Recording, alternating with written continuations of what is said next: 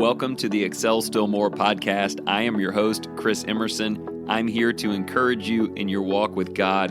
Thank you for joining in. Today's podcast is sponsored by a wonderful company, Creation to Revelation. Their material features original graphic designs to help teach the entire Bible to our kids. You can check them out at creationtorevelation.com. And from now through the month of July, you will get 10% off by entering the discount code ExcelStillMore. I am so thankful you're here, so let's get started. Today's message and the things that I genuinely feel compelled to share with you, I consider to be very important. In fact, I would say these first few minutes of content seem to me to be more vital than anything I've had a chance to record this entire season. Ultimately, as we get to the midpoint and back half of today's episode, I want to talk to you about what it means for you to walk in love. What does it mean to walk with care and consideration for others even when they aren't so lovable? And also, what does it mean to walk as light in a world so filled with darkness, where those dark spots can show up in places where you never thought that they would? What has God called you to do in your walk? We will be referencing the book of Ephesians, because it is there in the second half that we are told to walk in a manner worthy of the great calling that we have in Jesus, and that will involve walking in love and as light. But first, I need to share some things. I'm not sure who it is who is listening today who needs to hear this, but someone does. And maybe that person isn't you, but it probably is.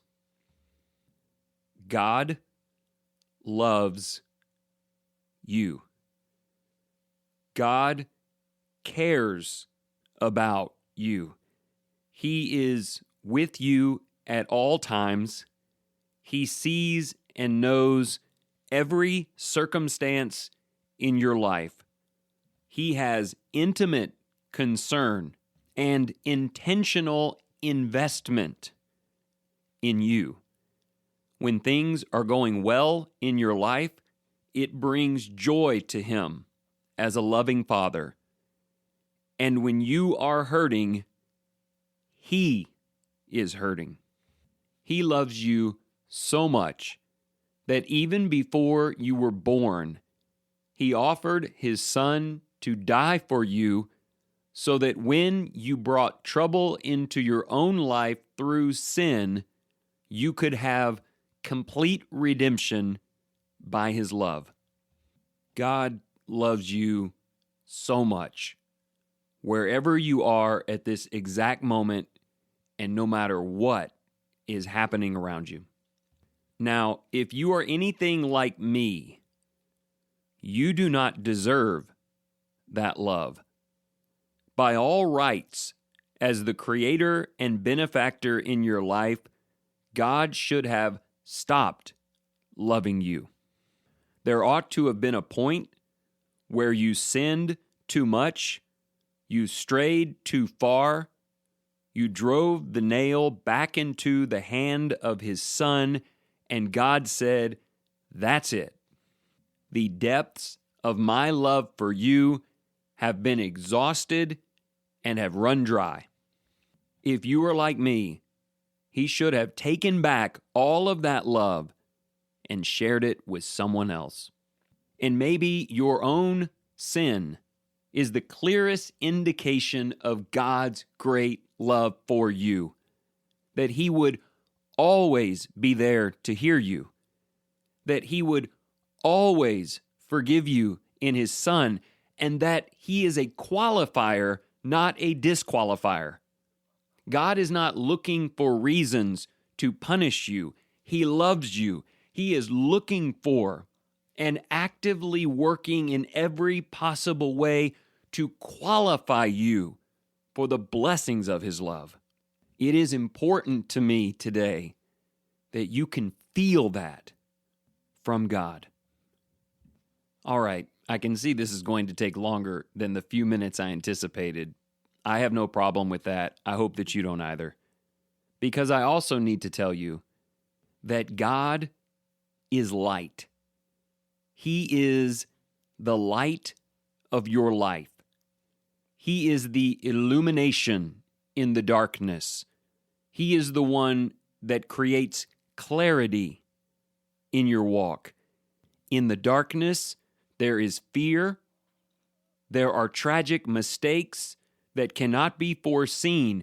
But when light enters the room, all is revealed, and fear turns to peace, and wisdom is right before your eyes. God is that light in our lives. He puts it on display every morning. We talk about how the mercies of God are new every morning. I think about that every time I see the sun rise. Out of the darkness and the cold and the unseen comes this brilliant glow greater than any light man has ever known, and we get it every morning. And with it, not only is the ability to see and move and be productive, but also there is warmth. God is the warmth of the sunlight on your skin. He is that rejuvenating feeling upon you after a cold, dark night. We are drawn to the light. We yearn for it, and we need everything it provides for us, and that is God. God is that light for you.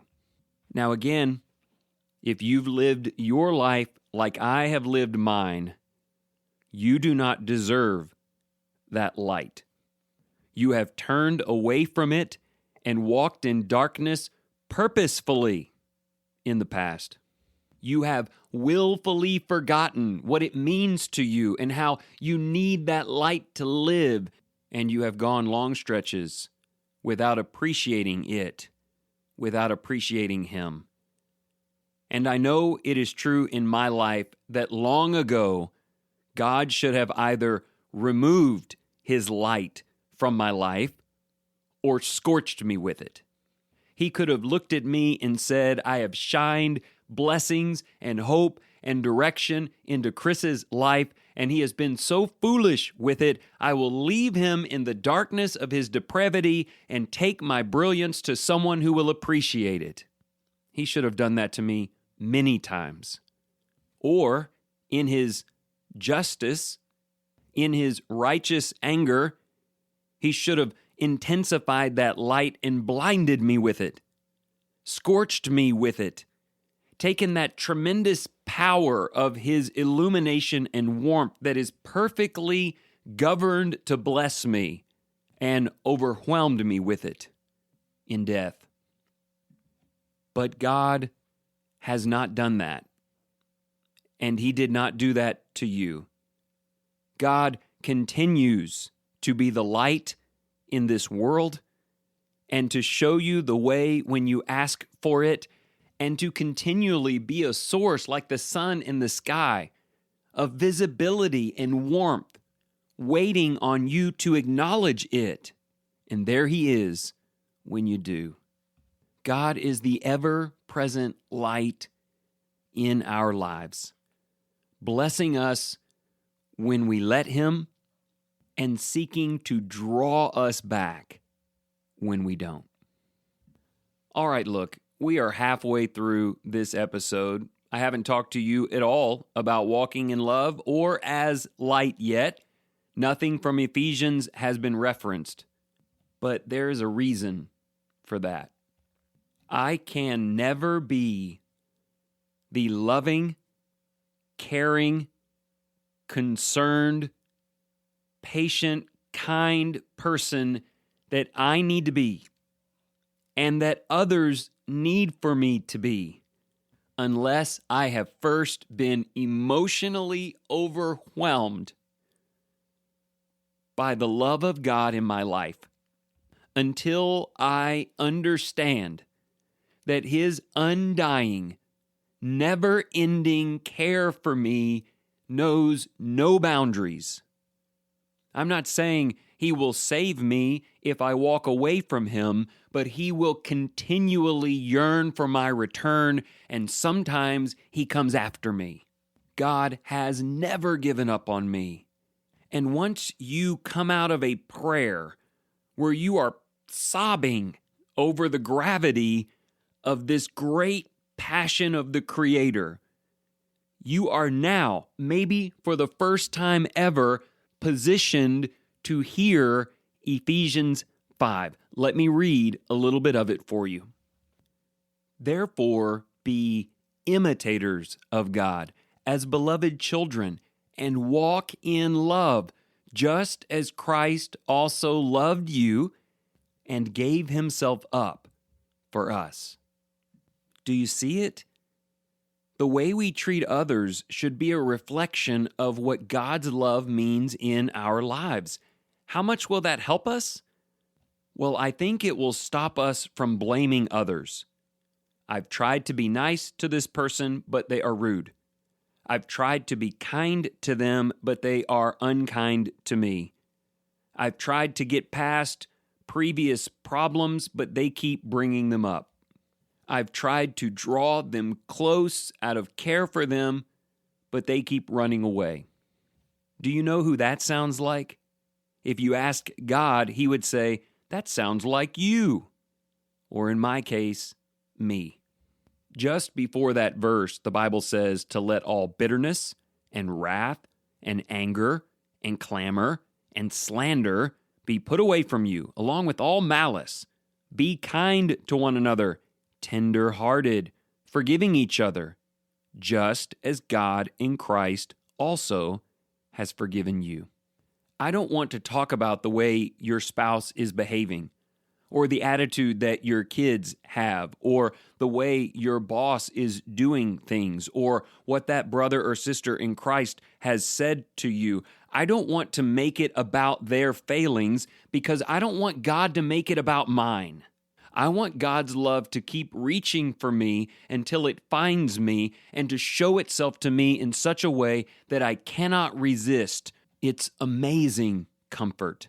And may we walk in that kind of love. There's a verse a little earlier that gets quoted a lot about speaking the truth in love. They will never be against one another. There is no such thing as speaking truth if it is not sourced in love. I know this is tough, and you feel like it's not being reciprocated in a way that you deserve. You feel like all that you have put into it should be bearing more results. Okay, now just imagine how God feels, and yet his love lives on. We are also told in that same text to walk as children of light. The text reveals that there is darkness in this world. There are secret things and sinful things that need light to shine upon it. It needs to be exposed. If there is sin in your life or someone that you know or in the world around you, someone here needs to reflect the brilliant light of Jesus, the saving warmth of Christ into those situations, and that's you. And this is where we might feel like police officers with our high voltage, powerful spotlights. And we see someone doing something they ought not, and we pull out that beam and shine it right in their eyes, inches from their face. I am so thankful that God does not do that to me. I'd be blinded from the constant beam of the flashlight. I would be terrified and intimidated by his scowl. Jesus is the light of the world. Yes, occasionally he got angry and aggressive at hard-hearted people who were insulting his Father. If you ever decide to let an outburst of anger happen, by the way, let it be in defense of the integrity of God and not yourself. There's a little side note today. But when you read the Gospels, mainly what Jesus did is went in amongst sinners and shed the light of hope, of truth, the promises of forgiveness, the glories of heaven, the protection of a people who love and serve each other. The light was warm. It was welcoming. It ultimately was intended to get you out of darkness. And the darkness and sinfulness is a terrible thing to God, and He wants to expose it and get you to flee from it. But He's not chasing you angrily. He could do that, and He could stop us all in our steps and end us, actually. But instead, Jesus just kept sharing the good news. This is what God has done. This is what God is doing. This is what God is going to do. And the people who do not accept this light of hope, this warmth in a cold world, this clarity of direction, and choose to cower in the darkness away from it, yes, they will lose their souls forever for that.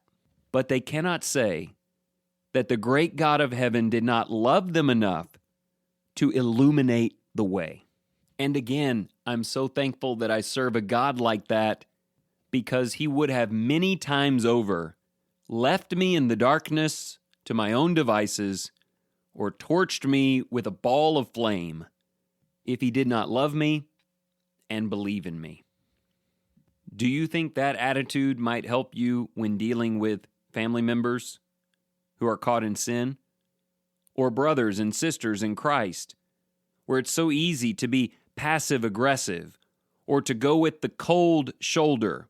There's an interesting term, an anti-illumination term. Or to level accusations against them, or just make them feel bad. Will it help you to think about the sun coming up every morning and what He, the sun, is for you that you don't deserve? Will it help you approach them as light, in truth, but in a very different way? I believe that it will. Patience and tenderness and just showing them what is right and inviting them to draw close to it, that's not a sign of weakness on your part. God has the ultimate torching power that He dials back to just the amount of light and warmth we need to see where we should go and to yearn for it. Jesus told us in the Sermon on the Mount that we are now the light of the world. We're like the moon in the sky. We have no source light of our own, but we reflect the sun that the world cannot see at that moment, and we can share some of its light, some of His light with them. Jesus said to let your light shine before men in such a way that they may see your good works and glorify your Father who is in heaven. And that's who it's about. That's who it's always been about. Every day, every life that's being lived, every relationship exists because of the glory of God on display, and exists so we can bring glory to Him. God, you love me. I will love others. You are the light of my life, and so I will seek to be to those you have brought into my life. From you, through me, love and light.